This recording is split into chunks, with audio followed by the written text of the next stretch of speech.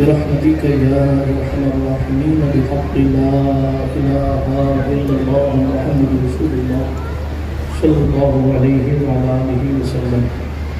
الحمد لله منشئ الخلق من عدم، ثم الصلاة على المختار في القدم. ومن تذكر جيران بذي السلم مزجت دمعا جرى من مقلة بدم. مولاي صل وسلم دائما ابدا على حبيبك خير الخلق كلهم محمد سيد الكونين والثقلين والفريقين من غرب ومن عجم. هو الحبيب الذي ترجى شفاعته لكل هول من الاهوال مقتحم. ثم الرضا عن ابي بكر وعن عمر وعن علي وعن عثمان ذي الكرم والآل والصحابة ثم التابعين لهم أهل التقى والنقى والحلم والكرم. يا ربي بالمصطفى بلغ مقاصدنا واغفر لنا واغفر لنا واغفر لنا ما مضى يا واسع الكرم. أما بعد، فأعوذ بالله من الشيطان الرجيم. بسم الله الرحمن الرحيم. إنما ذلكم الشيطان يخوف أولياءه فلا تخافوهم وخافوني إن كنتم مؤمنين. أو كما قال الله تبارك وتعالى في القرآن الكريم والفرقان الحميد. صدق الله العلي العظيم وبلغنا رسوله النبي الأمين المتين الأمي الكريم الرؤوف الرحيم. ونحن على ذلك لمن الشاهدين والشاكرين والآمنين والمطمئنين والحمد لله رب العالمين. اشرف زمانہ زمانے مقدمہ رہائے مستراز کلیدی کرم کشا سرورہ شاہا کریمہ دستگیرہ اشرفہ امتی روح پیغمبر ایک نظر کے رسول اللہ حصول رحمت و برکت کے لیے درود شریف پڑھ لیجیے. اللہم صلی اللہ سیدنا نبینا مولانا مولانا محمد وعلى آل سيدنا مولانا محمد كما تحب وترضى بأن تصلي عليه. ایک بار اور جی لگا کر درود شریف پڑھ لیجیے. اللهم صل على سيدنا نبينا مولانا مولانا محمد وعلى آل سيدنا مولانا محمد صلاة تنجينا بها من جميع الأهوال والآفات وتقضي لنا بها جميع الحاجات وتطهرنا بها من جميع السيئات وترفعنا بها عندك أعلى الدرجات وتبلغنا بها أقصى الغايات من جميع الخيرات في الحياة وبعد الممات. إنك قريب مجيب الدعوات وأنت على كل شيء قدير. اے شافع شہ ذی جاہ لے خبر للہ لے خبر میری للہ لے خبر. دریا کا جوش ناؤ نہ بیڑا نہ خدا میں ڈوبا تو کہاں ہے میرے شاہ لے خبر. منزل کڑی ہے رات اندھیری میں نا بلد اے خضر لے خبر میری اے ماہ لے خبر. پہنچنے والے تو منزل مگر شہا ان کی جو تھک کے بیٹھے سرے راہ لے خبر. جنگل درندوں کا ہے میں بے یار شب قریب گھیرے ہیں چار سمت سے بدخواہ لے خبر. وہ سختیاں سوال کی وہ صورت محیط وہ سختیاں سوال کی وہ صورت محیط اے غمزدوں کے حال سے آگاہ لے خبر. مجرم کو بارگاہ عدالت میں لائے ہیں تکتا ہے بے کسی میں تیری راہ لے خبر. اہل عمل کو ان کے عمل کام آئیں گے میرا ہے کون تیرے سوا آہ لے خبر. پرخار راہ برہنہ پا تشنا آب دور مولا پڑی ہے آفت جان کا لے خبر. مانا کہ سخت مجرم و ناکارہ ہے رضا، تیرا ہی تو ہے بندہ درگاہ بے خبر۔ درود شریف پڑھ لیجیے ایک بار اور، صلی اللہ علیہ وسلم صلی اللہ صلاۃ سرمدن دائما ابدا علیک یا رسول اللہ۔ آج کی اس ہماری محفل کا انعقاد دارالعلوم فیضان عبدالحق خلیل رحمان کی سالانہ اجلاس کی تقریب ہے۔ ہمارے اس محفل کے خطیب خصوصی نبیر حضور محدث اعظم ہند، نمونۂ اسلاف، پیکر اخلاق و مروت، اہل سنت کی تداور شخصیتوں میں سے ایک عظیم شخصیت،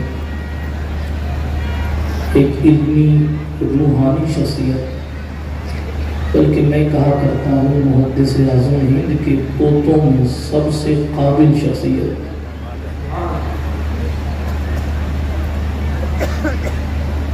حضور مفتی اعظم راجستھان علیہ رحمت و رضوان نے جلسہ دستار بندی کے موقع پر حجرہ خاص میں جس کے لیے کہا تھا کہ آپ اپنی دادا محدث اعظم کی جگہ لے چکے ہیں، ایسی عبقری شخصیت ہماری اس محفل کے امیر کارواں، ان کا منبر شریف پر آ جانا ہی ہمارے اس جلسے کو مقبولیت کی تحریز تک لے کر جاتا ہے، اور ان سے پیشتر ہمیں اور آپ کو حضور شیر راجستھان سلطان العلماء استاذ الاساتذہ حضرت علامہ مفتی شیر محمد خان صاحب اللہ کا خطاب سننا ہے۔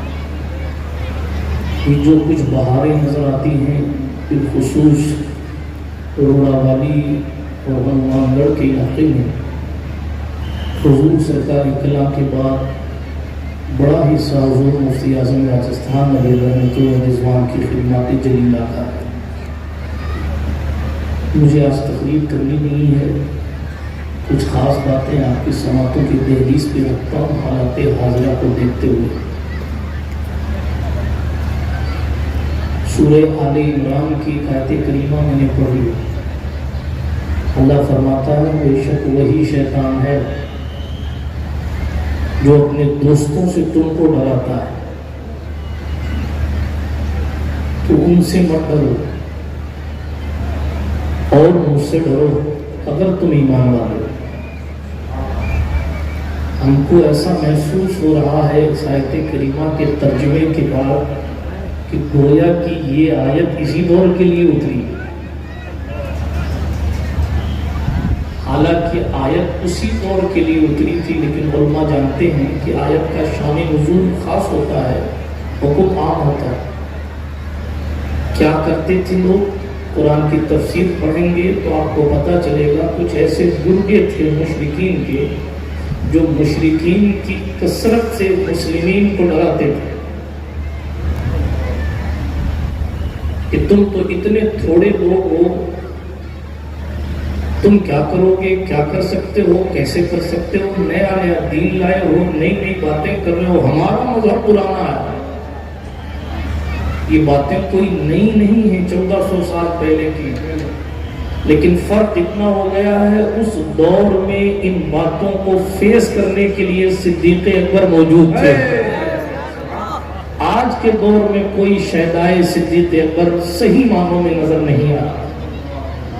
دوسری بات یہ ہے، دوسرے لفظوں میں سمجھ لیجئے، بات وہی ہے، الفاظ بدل رہا ہوں، اس دور میں سچائی کی علمداری کی جماعت موجود تھی، اس دور میں خود ہی یقین متزلزل ہو گیا تو دوسروں کو یقین کی منزل تک کہاں پہنچائیں گے؟ کیا اپنے دوستوں سے تمہیں ڈراتے ہیں اور اللہ کہہ رہا تم ڈرو مت ان سے، مجھ سے ڈرو اگر تم ایمان والے ہو۔ بات کلیئر ہو گئی۔ اس ڈر والے دور میں ہمیں کیا کرنا ہے اللہ نے فرما دیا، اور آج نہیں 1400 سال پہلے فرما دیا۔ تمہیں صرف مجھ سے ڈرنا ہے اور کچھ نہیں کرنا. جب مجھ سے ڈرنے لگ جاؤ گے تو لوگ خود بخود تم سے ڈرنے لگ جائیں گے. آج یہی المیہ ہے کہ ہم اللہ پاک سے نہیں ڈرتے، کیونکہ اللہ سے ڈرنے والا چھپ چھپ کر گناہ نہیں کرتا. اللہ سے ڈرنے والا دوسروں کی زمینیں نہیں دباتا. اللہ سے ڈرنے والا حضور کے اختیار پہ سوال نہیں کرتا. اللہ سے ڈرنے والا حضور کے علم پر باتیں نہیں کرتا. اللہ سے ڈرنے والا جناب والا اولیاء کرام کی اختیارات پر مناظرے نہیں کرتا. اللہ سے ڈرنے والا ماں باپ کی نافرمانی نہیں کرتا.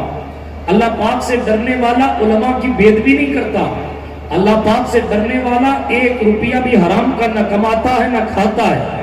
اللہ پاک سے ڈرنے والا اپنی نگاہوں کی حفاظت کرتا ہے. اللہ پاک سے ڈرنے والا اپنی زبان کی حفاظت کرتا ہے. اللہ پاک سے ڈرنے والوں کی شان یہ ہے کہ وہ نیکیوں پر نیکیاں کرتے ہیں پھر بھی روتے ہیں کہ کہیں قبول ہوئی یا نہیں ہوئی. آج کے دور میں ہماری زندگی سے خدا کا ڈر چلا گیا. اسی لیے پیر صاحب کا بھی ڈر ہے، معاف کیجئے گا تھوڑا سا، اپنے بھی خفا مجھ سے ہیں، بیگانے بھی ہیں ناخوش. میں زہر حلاہل کو کبھی کہہ نہ سکا کل، بات وہی کہتا ہوں سمجھتا ہوں جسے حق، نہ ابلائے مسجد ہوں نہ تہذیب کا فرزن. آج ڈر یہ ہے امام صاحب ناراض نہ ہو جائیں، حالانکہ یہ پتہ نہیں کہ میرا کام شرعی ہے یا غیر شرعی ہے. میری قوم کو یہ پتہ نہیں کہ غیر شرعی کام کرنے کے لیے اگر امام بھی مجبور کرے تو امام کو بھی جناب والا اس کی نافرمانی کرنا شریعت نے ضروری قرار دیا. ماں کی فرما برداری بھی اس وقت تک ہوگی جب تک وہ حضور کی شریعت کی بات کرتی ہے. اگر ماں بھی کہے کہ بیٹا تو میرا اکیلا ہے ناچ کروا لے، اب ہر مسلک کا مفتی فتویٰ دے گا، ماں کی نہیں مانی جائے گی، رسول پاک کی مانی جائے. آپ کو ہم کو یہ پتہ ہی نہیں رہا کہ ہمیں کس چیز میں ڈرنا ہے کس چیز میں نہیں ڈرنا ہے.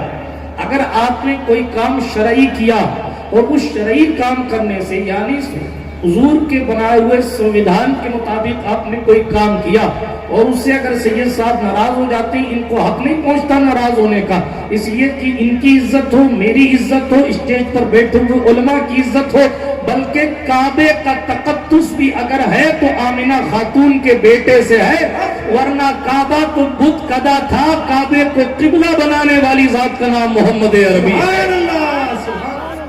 کعبے کی طرف منہ کر کے کون نماز پڑھتا تھا؟ کوئی نہیں پڑھتا تھا نماز. لوگ تو بیت المقدس کی طرف منہ کر کے نماز پڑھتے تھے، لیکن کعبہ آج تک سلام کر رہا ہے مدینے کو. بلکہ ایک روایت میں آیا قرب قیامت کعبہ کو اٹھایا جائے گا تو کعبہ مدینہ آئے گا اور حضور کی قبر پر آ کر سلام کرے گا اور کہے گا یا رسول اللہ، جن تک جو لوگ آپ کی قبر شریف کو سلام کرنے آئے آپ ان سب کی شفاعت کیجئے گا. اور بلکہ یوں کہے گا یا رسول اللہ، جو مجھے سلام کرنے آئے کعبہ جنہوں نے دیکھا ایمان کی حالت میں ان سب کے لیے اللہ کی بارگاہ میں سفارش کروں گا، اور جو غریب مجھے نہیں دیکھ سکتے ان کی آپ کر دیجئے گا. یعنی کعبے کو بھی حضور کی امت کی فکر لگی ہوگی. موضوع میں بدلنا نہیں چاہتا ورنہ میں آپ کو بتاتا شان مصطفیٰ کیا ہے. آج میرا موضوع صرف اتنا ہے، اس ڈر والے دور میں اس جنجال سے نکلا کیسے جائے. ہر بندہ ڈر کا شکار ہو رہا، کوئی ایم پی صاحب سے ڈر رہا ہے، کوئی ایم ایل اے صاحب سے ڈر رہا ہے، کوئی پولیس والے سے ڈر رہا ہے، کوئی فلاں سے ڈر رہا، کوئی فلاں سے ڈر رہا. ان ڈر کے جنگل سے آزاد ہونے کا ایک طریقہ ہے اللہ سے ڈرنے لگ جاؤ. جو ڈرتے تھے خدا سے وہ چھا گئے دنیا پہ،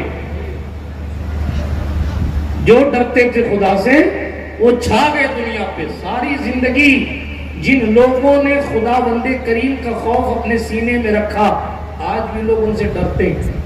بتائیے مخدوم صاحب کیا جانے سے اچھے جنات ڈرتے ہیں کہ نہیں ڈرتے؟ کیوں؟ پٹکنی دیں گے، باپ داداؤں کا شجرہ گھسیٹ کے جلا دیں گے. کیوں؟ اس لیے کہ اتنا خوف رکھا خدا کا کہ اب انہوں نے خدا سے اتنا ڈر لیا کہ اب کسی سے ڈرنے کی ضرورت نہیں. اس ڈر والے ماحول میں تقریر لمبی نہیں کرنی. آپ کو اگر اپنے آپ کو منوانا ہے تو نہ سوشل میڈیا کے ذریعے آپ کامیابی کی دہلیز تک پہنچ سکیں گے جہاں جو منزل مقصود ہے، نہ چوراہوں پر لگے ہوئے بینروں کے ذریعے پہنچ سکیں گے، نہ جناب والا ان کے چکر میں پڑ کر شریعت کے خلاف کام کر کے اس منزل تک پہنچ سکیں گے۔ منزل تک پہنچنے کا ایک راستہ ہے، اللہ سے ڈرنے لگ جائیے۔ جب اللہ سے ڈریں گے نا تو جناب تاریخ گواہ ہے، اللہ سے بندہ ڈرا، وقت کا نبی خود اسے سلام کہنے آ جاتا۔ وقت بندہ اللہ سے ڈرنے لگ جائے، آپ پڑھیں امام غزالی کی مکاشفۃ القلوب اٹھا کر پڑھیں، حضرت نے مجموع اللطائف کے حوالے سے خوف خدا کے چیپٹر میں قصہ لکھا ہے، آپ نے سنا ہوگا، لیکن میں اپنی چونکہ موضوع سے اس کو ٹچ کر رہا ہوں۔ روایت کیا ہے، ایک صاحب تھے عبادت گزار، کثیر العیال تھے، یعنی ان کے بیوی بچے بہت تھے، ان کی بیوی ان کے بچے بہت تھے، تو گھر میں اتنا مال نہیں تھا کہ بچوں کو کھانا کھلایا جا سکے۔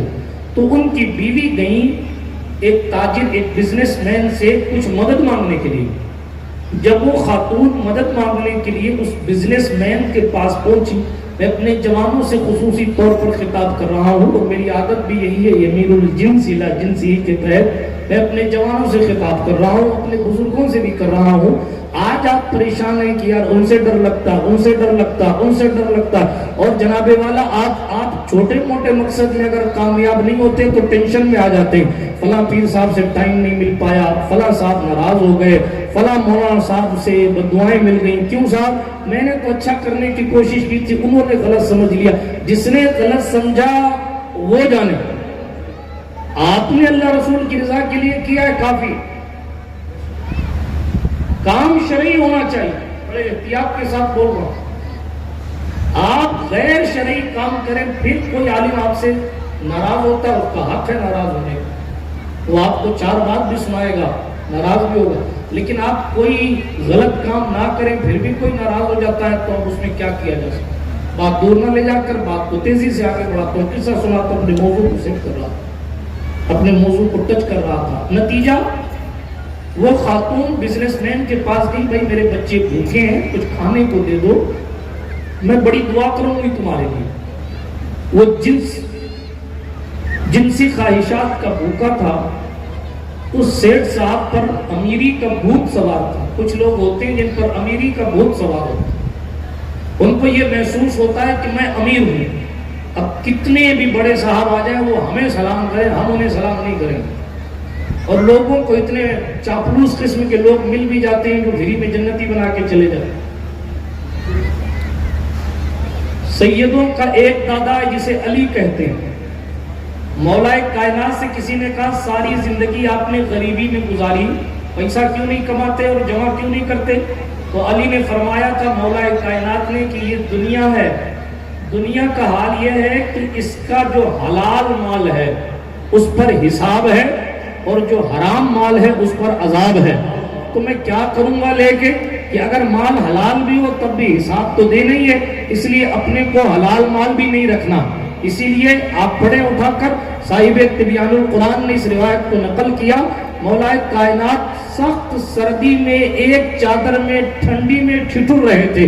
کسی نے کہا اے اسد اللہ الغالب مطلوب کل طالب علی بن ابو طالب کرم اللہ تعالی وجہ الکریم، آپ کو بیت المال سے مال لینے کا حق ہے، تنخواہ لینے کا حق ہے، کیا وجہ ہے کہ آپ مال نہیں لے رہے؟ فرمانے لگے میں ایک چادر مدینے سے لے کے آیا ہوں، کوفہ والوں سے کچھ نہیں لینا چاہتا۔ منزل عشق میں تسلیم و رضا مشکل ہے، جن کے رتبے ہیں سوا ان کو سوا مشکل ہے۔ بات دور نہ نکل جائے، حضرت نظام الدین محبوب الہی کے بارے میں آتا ہے کہ جب آپ کسی حکمران کو مرید کرتے تو اس کی مونچھ کے بال کاٹ دیتے۔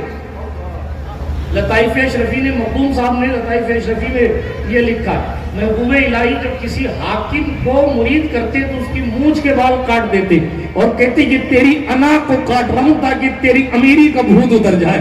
بہرحال بات دور نکل جائے گی، مجھے تقریر نہیں کرنی، اور جو کچھ یہ بول رہا ہوں یہ بھی جو ہے وہ دعاؤں کا اثر ہے، کئی دنوں بعد اتنی زور سے بول کے تقریر کر رہا ہوں۔ بات کو تیزی کے ساتھ اختتام کی طرف لے کر جاتا ہوں۔ میں نے صرف اتنی بات عرض کی، اگر آپ خدا سے ڈرنے لگ جائیں گے نا، انسان تو انسان ہے، جانور بھی آپ کا حد درجہ اتنا احترام کرنے لگ جائیں، جانور بھی۔ حضرت سرکار امام حسن عسکری کے بارے میں یہ قول ہے، اور دوسری روایت میں امام علی رضا کا نام ہے کہ جناب وقت کا خلیفہ بنو عباس کا خلیفہ تھا یا ہارون رشید کا بیٹا تھا، اس نے سید زادے کا امتحان لینے کے لیے ایک شیر روڈ پہ باندھ دیا کہ وہ ادھر سے گزریں گے تو شیر جھپٹ پڑے گا۔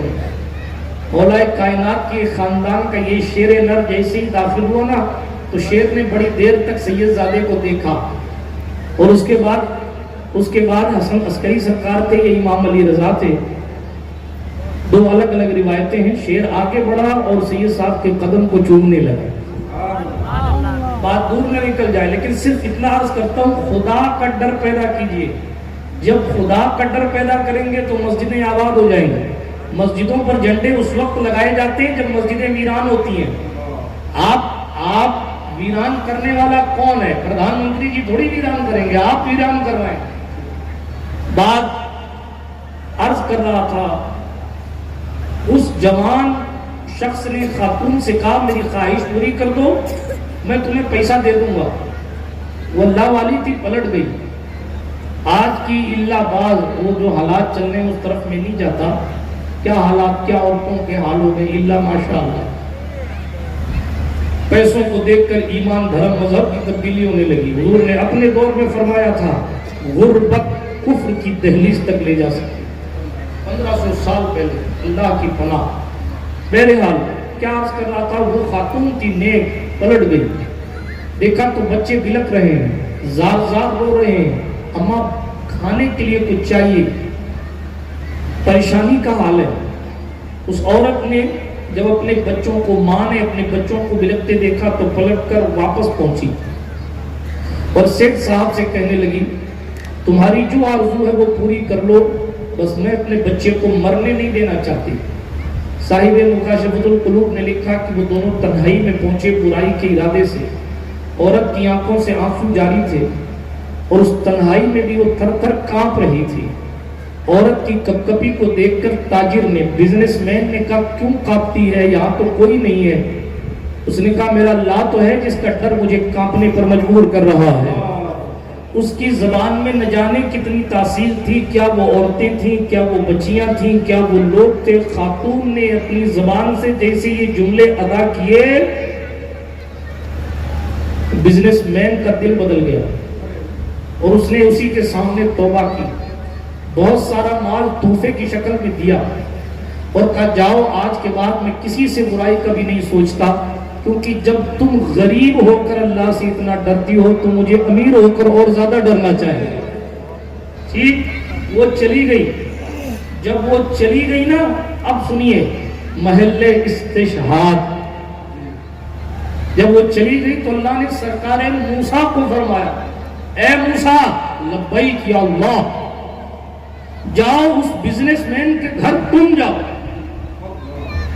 جس تاجر اور جس بزنس مین کی ذہنیت پہلے اتنی گندی تھی کہ وہ خواہش کو پورا کرنے کے بعد کسی کی مدد کا تصور کرتا تھا، آج اس نے اندھیری کوٹھری میں خدا کے ڈر سے توبہ کیا کی۔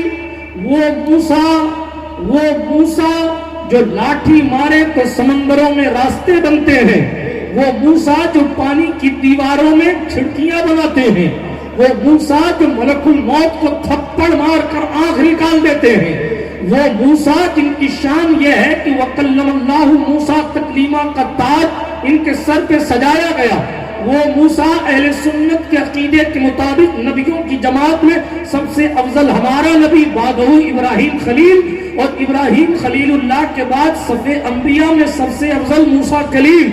اتنی بلند پایا ذات کو اللہ فرما رہا ہے جاؤ موسیٰ، اور اس بزنس کرنے والے تاجر کو، اس تاجر کو، اس بزنس مین کو ہمارا سلام کہو اور کہو کہ ہم نے تمہاری تمام خطاؤں کو معاف کر دیا۔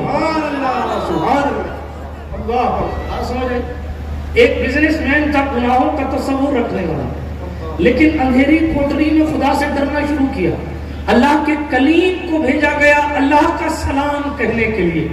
آپ خود نتیجہ نکالیں، اگر ایک گندے ذہن کا شخص بھی صحیح معنوں میں توبہ کر لے تو وقت کا نبی اسے اللہ کا سلام کہنے گا۔ اور ہم کہاں ہیں کہ صاحب وہ ہماری نہیں مانتے، وہ نہیں مانتے، فلاں صاحب نہیں مانتے، فلاں صاحب ہماری نہیں مانتے، پرشاسن ہماری نہیں سنتا، شاسن ہماری نہیں سنتا۔ آپ اللہ کی نہیں سنتے، اسی لیے کوئی آپ کی نہیں سنتا۔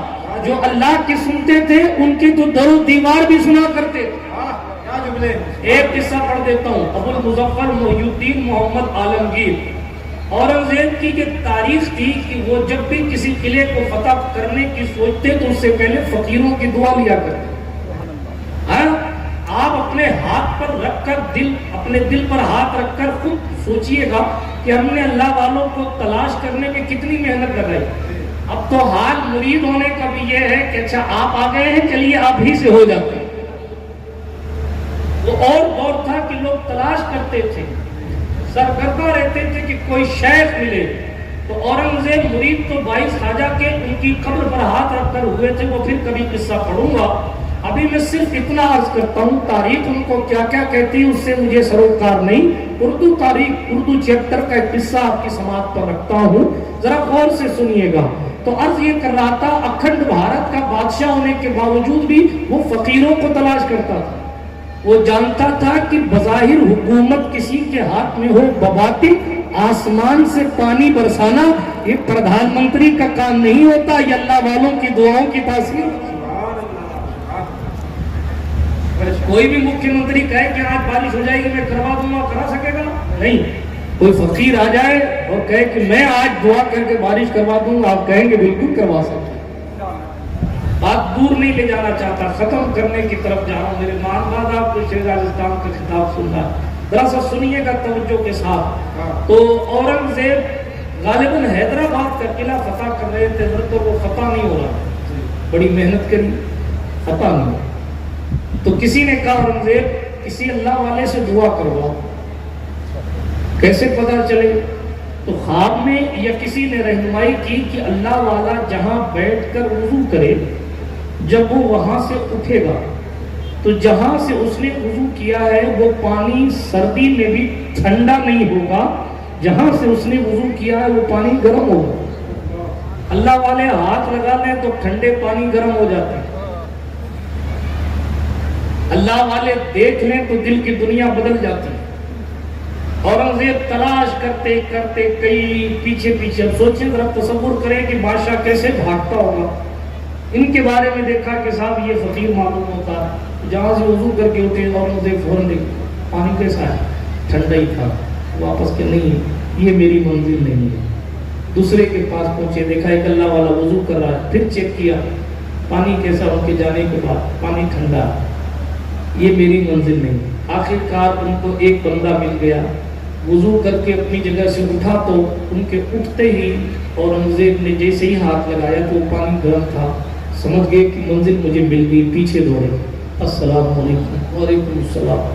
بھیس بدلا ہوا تھا چونکہ بادشاہ تھا، تو کہنے لگے حضور میں اورنگزیب ہوں۔ بولو کیا چاہتے ہو؟ کہا حضور قلعہ فتح کر رہا ہوں، وقت گزرتا جا رہا ہے مگر جنگ جیت نہیں پا رہا۔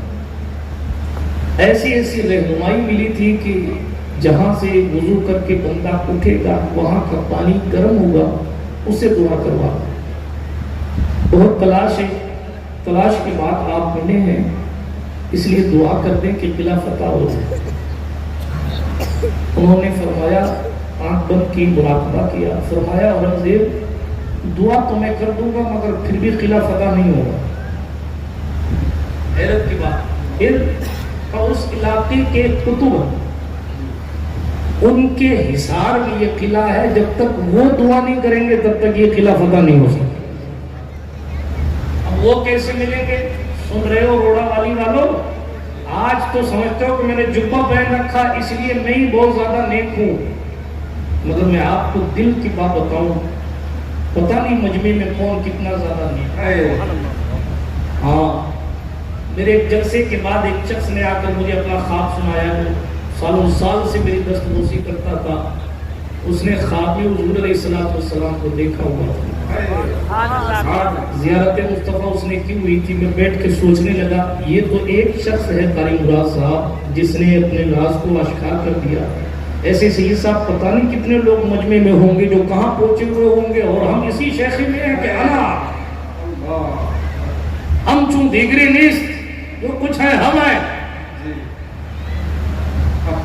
نور الدین عبد الرحمن جامی نے کہا تھا بندہ عشق شدی ترک نسب کن جامی، کہ اندر ایرا فنا ابن فنا چیزیں نیست، عشق کا بندہ بننا ہے، نسب کو چھوڑ عاشق بن، اس لیے کہ اس راہ میں تو کس کا بیٹا ہے اس سے لینا دینا نہیں ہے، تیرے دل میں کتنی جلن عشق رسالت کی شمع ہے اس سے لینا دینا ہے، تیرے دل میں معرفت کی کتنی آگ ہے اس سے لینا دینا۔ بات دور نہیں لے جانا چاہتا، اورنگزیب خود نیک انسان تھا، لیکن تلاش بسیار کے بعد اس منزل پر پہنچا کہ پانی گرم کرنے والا اللہ والا ملا، فرمایا جاؤ وہاں کے کتب ہیں وہ دعا کریں گے تبھی قلعہ فتح ہو، کہا نشاندہی کیجئے، اسی پر میں نے بات کہی تھی، انہوں نے کہا نشاندہی کر دیتا ہوں ورنہ تو تلاش ہی نہیں کر پائے گا، کہ کیسے؟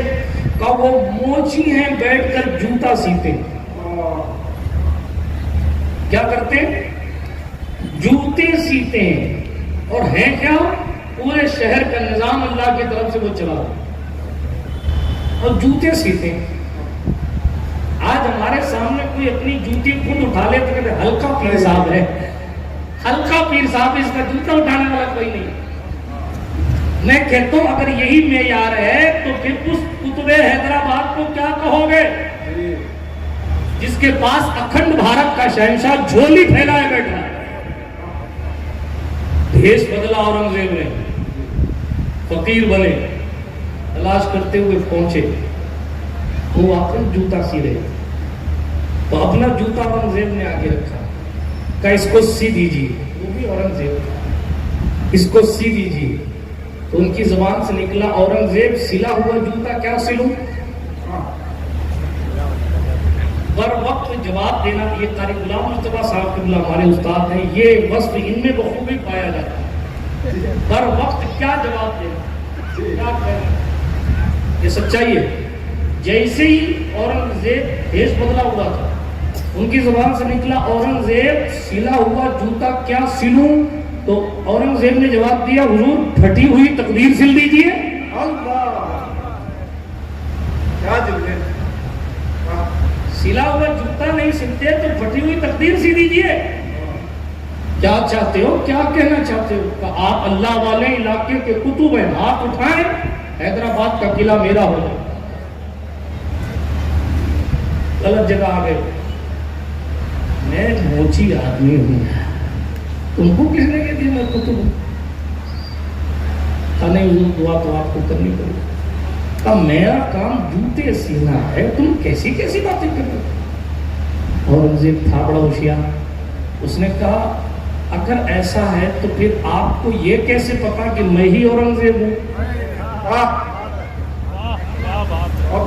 آپ نے کہا اورنگزیب سلا ہوا جوتا کیسے سلوں؟ اتنے لوگوں نے مجھے دیکھا، کسی نے تو نہیں پکڑا کہ میں اورنگزیب ہوں، آپ کو کیسے پتا کہ میں اورنگزیب ہوں؟ ہنس گئے، تو کہا حضور دعا کیجئے میرا کام ہو جائے۔ کہا نہیں نہیں تم کسی اور سے دعا کراؤ۔ اورنگزیب نے دھمکی دی۔ اچھا دھمکی وہ نہیں کہ تلوار چلانا، وہ بھی جانتا تھا یہ تلوار والے لوگ نہیں، یہ تو مردوں کو زندہ کر دینے والے، تلوار چلا کے کیا کام آنا ہے، یہ تو اٹھا دیں گے پھر کیا کرنا ہے۔ دیکھیں آپ، آج تو ہم اپنے تقوی کا ڈنڈورا پیٹتے نہیں تھکتے، آج تو ہم اپنے امامے کی داؤں پیج پر اپنے آپ کو متقی بنانے کی کوشش کرتے نہیں تھکتے، مگر اللہ سمجھ ذرا غور فرمائیں کیا لوگ تھے وہ لوگ، کیا لوگ تھے۔ اورنگزیب نے کہا حضور اگر دعا نہیں کی تو صبح ہی اعلان کروا دوں گا کہ شہر کے کتب آپ ہیں، پھر آپ جانے، آپ کا کام جانے، صبح ہی اعلان کروا دوں گا۔ کھڑے ہو جائے حضور، شیر راجستھان کی آمد ہو رہی ہے، نعرہ تکبیر، نعرہ رسالت، ادائے مفتی اعظم راجستھان مفتی شیر محمد صاحب قبلہ، نعرہ تکبیر، نعرہ رسالت، فخر راجستھان حضرت علامہ مولانا مفتی شیر محمد خان صاحب قبلہ۔ نعرہ تکبیر، نعرہ رسالت، شیر ہندوستان، نعرہ تکبیر، نعرہ رسالت، عطائے مفتی اعظم راجستھان۔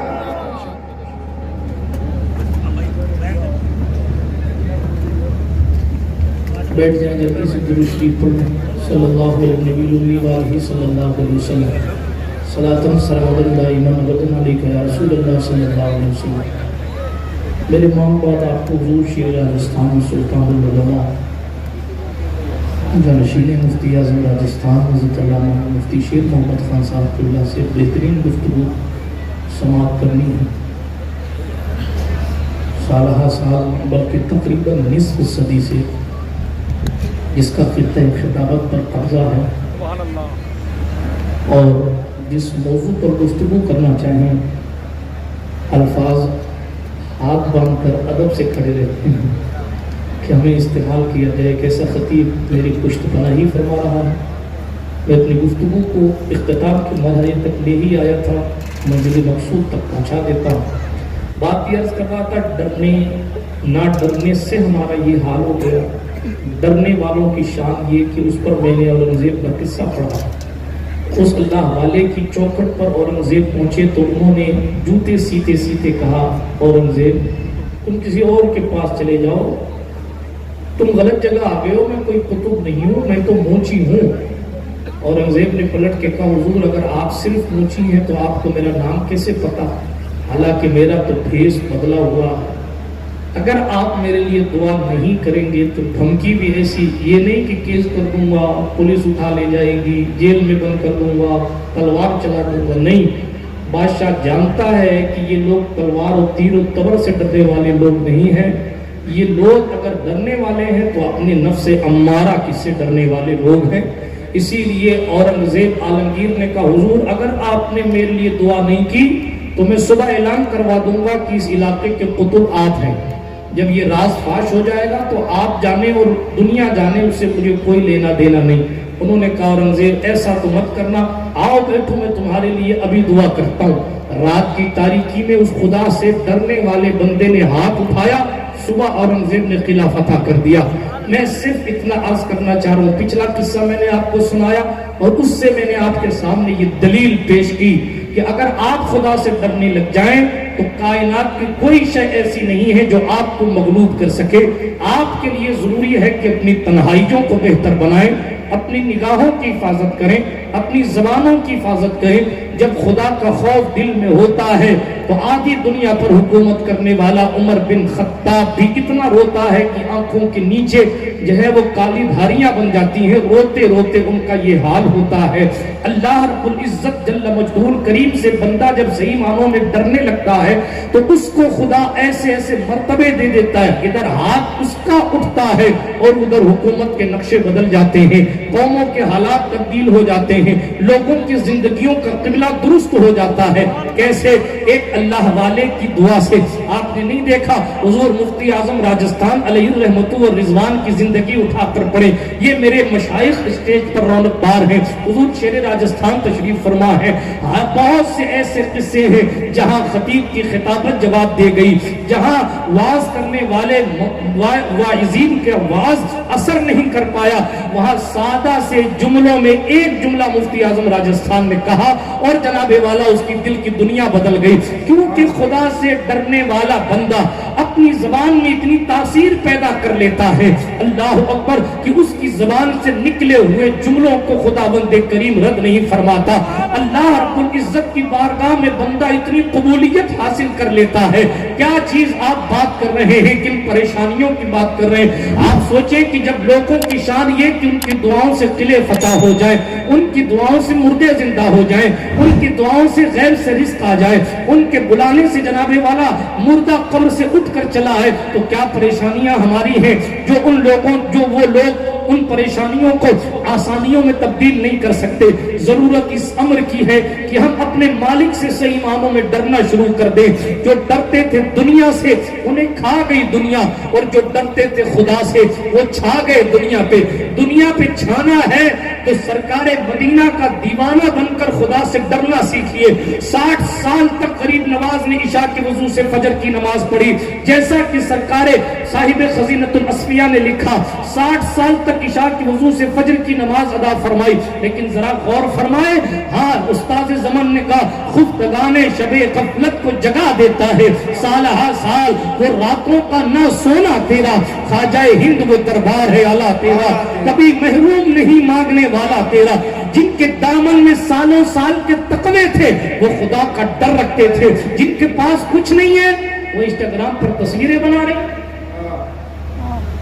جن کے پاس کچھ نہیں ہے وہ اپنی نگاہوں کو میلا کر رہے ہیں، جن کے پاس کچھ نہیں ہے وہ اپنی تنہائیوں کو برائیوں کی طرف لے کر جا رہے ہیں۔ میں صرف اتنا عرض کروں گا، یہ نقشہ بدلے گا، ضرور بدلے گا، ان اندھیروں کو چیر کر نور ضرور آئے گا، تو ہے فرعون تو موسیٰ بھی ضرور آئے گا، لیکن اس کے لیے ضروری یہ ہے کہ ہم صحیح معنوں میں خدا کا خوف پیدا کریں، اللہ سے ڈرنا سیکھیں۔ خدا سے ڈرنے لگ جاؤ گے ایک ایک جملوں میں تقدیریں بدل جاتی ہیں، ایک ایک جملے سے حالات بدل جاتے ہیں، حکومتیں بدل جاتی ہیں۔ اللہ کا قرآن کہتا انما ذالکم الشیطان، بے شک وہ شیطان ہی ہے، یخوف اولیاء، جو اپنے دوستوں سے یخوفکم اولیاءہ، کہ وہ تم کو اپنے دوستوں سے گویا کہ ڈراتا ہے، اور فرمایا فلا تخافوہم، ان سے مت ڈرو، وخافونی ان کنتم مومنین، اور مجھ سے ڈرو اگر تم ایمان والے ہو۔ خدا سے ڈرنا شروع کر دو گے، نقشہ بدل جائے گا، زبانوں میں تاثیر پیدا ہوگی، حالات تبدیل ہو جائیں گے۔ اس لیے کہ بارش مکھیہ منتری کے کہنے سے نہیں آتی، اللہ والوں کی برکتوں سے آتی ہے۔ آخری بات، علماء جانتے ہیں میرے اور آپ کے نبی نے فرمایا 40 ابدال ہیں، ان ابدال کی برکت سے بارش برستی ہے، خدا بندوں کو رزق دیتا ہے، ان ابدال کی برکتوں سے زمین سبزہ اگاتی ہے۔ یہ حضور کی حدیث ہے۔ پتا چلا یہ زمین پردھان منتری کی وجہ سے سبزہ نہیں اگاتی، اللہ والوں کی وجہ سے اگاتی ہے۔ اللہ والوں کو اپنا بنائیے، پھر سبزہ بھی آپ کا ہوگا، زمین بھی آپ کی ہوگی۔ یار زندہ صحبت باقی، درمیانے گفتگو کوئی جملہ غیر شرعی نکل گیا ہو، میرا کریم مولا مجھے معاف فرمائے، ہم سب کو حق کہنے، حق سننے اور اسے عام کرنے کی سعادت بخشے، ہمارے مشائخ کی عمروں میں برکتیں عطا فرمائے۔ استغفر اللہ تعالی ربی من کل ذنب واتوب الیہ، اشہد ان لا الہ الا اللہ وحدہ لا شریک لہ، واشہد ان سیدنا محمدا عبدہ ورسولہ۔ سبحانک لا علم لنا الا ما علمتنا انک انت العلیم الحکیم، وآخر دعوانا ان الحمد للہ رب العالمین۔ السلام علیکم۔ ماشاءاللہ، سبحان اللہ۔